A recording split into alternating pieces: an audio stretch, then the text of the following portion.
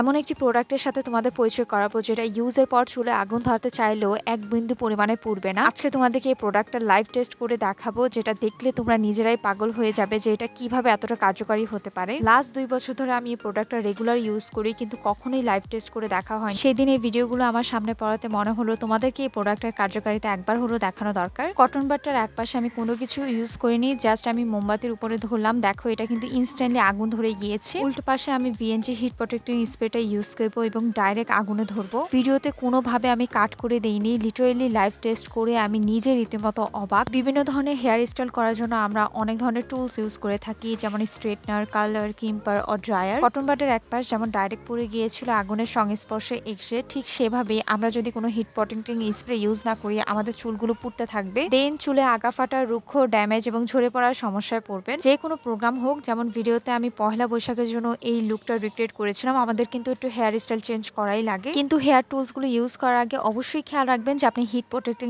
স্প্রেটা ইউজ করছেন, না হলে যেমন করে কটন বাডটা পড়েছিল আপনার চুল কিন্তু এভাবেই পুড়তে থাকবে। ডাইরেক্ট হেয়ার টুলস গুলো ইউজ করে আমাদের চুলের জন্য অনেক ক্ষতিকারক, চুলের উপর এক ধরনের টর্চার বলা যায়। যে কোনো হেয়ার স্টাইল করতে পারবেন এবং চুলেরও ড্যামেজ হবে না, এইরকম কোনো সলিউশন চাইলে আমি বলবো চোখ বন্ধ করে VNG হিট প্রোটেক্টিং স্প্রেটা নিয়ে রাখবেন। আমি এটা কজিফক্স পেজ থেকে নিয়েছি, এটার অনেক নকল ভার্সন আছে, তাই সাবধান। নতুন ভিডিও পেতে আমার পেজটিকে ফলো করবেন। টাটা।